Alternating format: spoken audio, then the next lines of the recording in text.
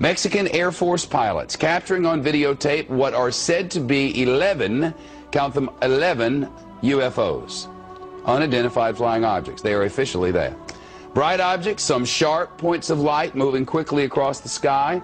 The tape called historic by some. Members of the Mexican Defense Department saying it's the first time UFOs have had the backing of any country's armed forces. Now, a group of activists calling on the United States government to end what it says is an embargo on the truth about extraterrestrial life. Strange lights in the sky. Robert Salas worries aliens have their eyes on our nuclear weapons. The former Air Force Minuteman launch officer remembers one morning early in March of 1967. While on duty, several in the military witnessed unexplained red lights in the skies over Maelstrom Air Force Base in Montana. Very frightened guard called me and said they were looking at a glowing red object pulsating about 30 feet in diameter, hovering right above the front gate. Moments later, the alarms on 10 nuclear missiles sounded, and then they were mysteriously shut down. It's like we're under a terrorist attack. I mean, that's what I thought. You know, the facility was under some kind of an attack. But it was very strange. On Monday, he comes to Washington with folders of previously top-secret documents to prove it was a UFO. This memo concluded, "The fact that no apparent reason for the loss of 10 missiles can be readily identified is cause for grave concern." Top-secret documents no longer a secret. For the first time, he and 6 former Air Force officers are talking. They want the Air Force to come clean. We were never debriefed. After that, we were ordered not to ever talk about it. So the Air Force has deliberately not told the truth about not only my incident, but maybe hundreds of others at military facilities. Salas says it was a UFO with a message.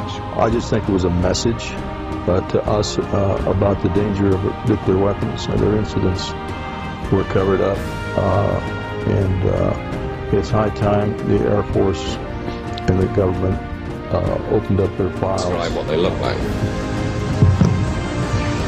I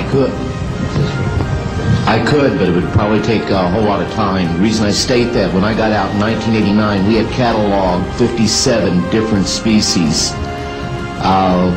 You have individuals that look very much like you and myself that could walk among us and you wouldn't even notice the difference, except for some of the things that they might be able to go ahead, even in a dark room, and touch an object and go ahead and identify what color that object might be.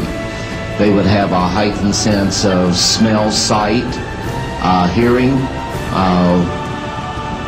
The situation is that you have various types of what we normally call grays. We didn't call them grays in the military, but you had at least 3 types of the grays. You had some that were much taller than we were. The unique thing that I'd like to point out for the most part is that the entities that we did catalog were in fact humanoid. Now this created a situation where the scientific community was trying to figure out why that would be the case, because you would expect that if life evolved on other planets, that they would take on some type of other being, so to speak, not necessarily look humanoid or be bipedal such as we are. But apparently we got quite a few of the species out there that are humanoid in appearance, and that creates a question that yet has to be answered by science.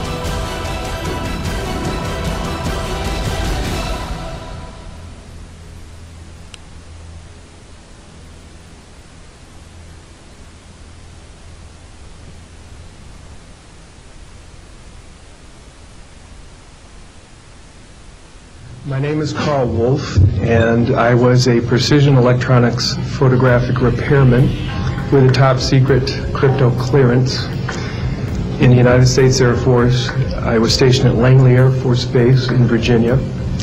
In 1965, in mid-1965, I was loaned to the Lunar Orbiter Project at NASA on Langley Field. Dr. Colley was in charge of that project. They had problems with a piece of electronic equipment that was bottlenecking their production of photographs. I went to the facility, and when I walked into the facility, there were scientists from all over the world. I was stunned, actually, to see people at a NASA project from all over the world. It didn't make any sense to me initially. I was taken into the laboratory where the equipment was malfunctioning. I couldn't repair it in the dark. I asked to have it removed. Airman second class was in the dark room at that time. I was also an airman second class. I was interested in how the whole process functioned, how the data got from the lunar orbiter to the laboratory. I asked the young man if he described the process to me. He did. About 30 minutes into the process, he said to me, in a very distressed way, by the way, we've discovered a base on the backside of the moon. And then he proceeded to put photographs down in front of me, and clearly in these photographs were structures, mushroom-shaped buildings, spherical buildings, and towers. And at that point I was very concerned because I knew we were working in compartmentalized security. He had breached security, and I was actually frightened at that moment.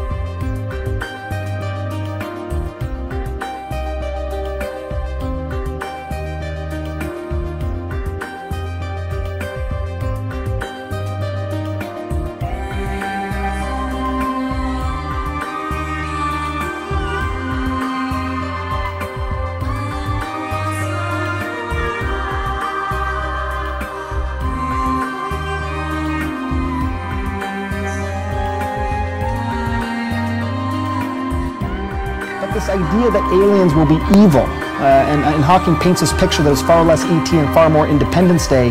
Speculation? Yeah, but it's not blind speculation. I think it says more about what we fear about ourselves than any real expectation of what an alien would be like. In other words, our biggest fear, I think, is that the aliens who visit us would treat us the way we treat each other here on Earth. So in a way, Hawking's sort of apocalyptic fear stories are just a mirror held up back to us. And there's this item: we've decided to bomb the moon.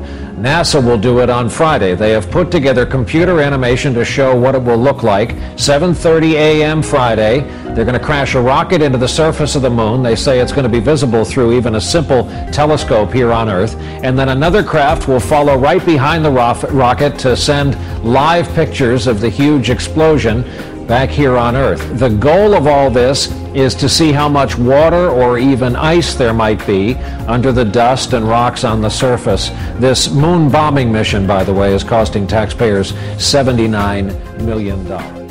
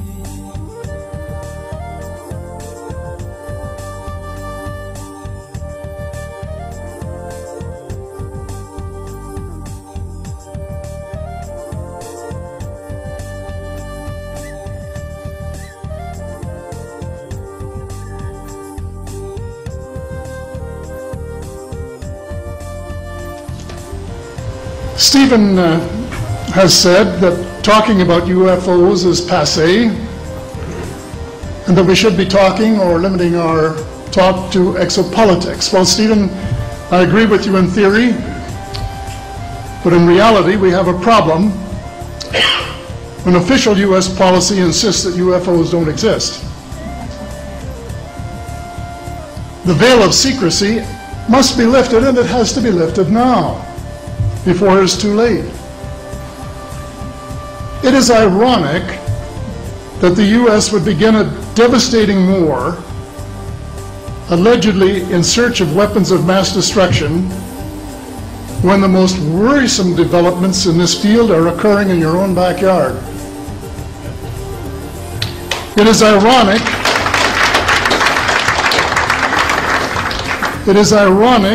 that the U.S. should be fighting monstrously expensive wars in Iraq and Afghanistan, allegedly to bring democracy to those two countries, when it itself can no longer legitimately claim to be called a democracy, when trillions, and I mean thousands of billions of dollars, have been spent on projects about which both the Congress and the Commander-in-Chief have been kept deliberately in the dark.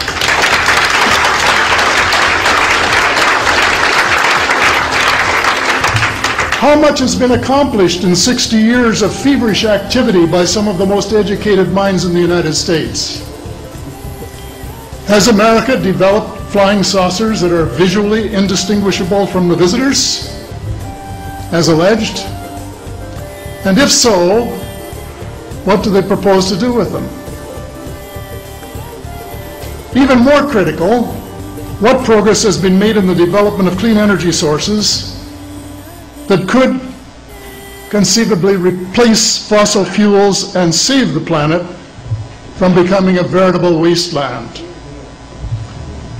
Well, who has the answers? Someone does, but apparently they aren't telling either secretaries of defense or presidents, because they don't have, quote, a need to know. In a story told by Dr. Stephen Greer, President Clinton was asked a question by White House reporter Sarah McClendon about why he didn't do something about disclosure. And Clinton replied, "Sarah, there's a government inside the government, and I don't control it."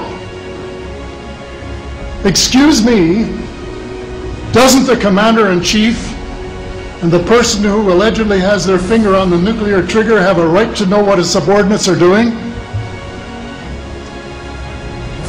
The people of the United States who have paid the bills have the right to know. The people of the world demand to know, because it is our descendants too whose lives are in mortal danger. It is time for the people of the United States to launch a new war against the evil of lies, deceit, and darkness, and go all out to win the victory of truth and transparency and light. Thank you.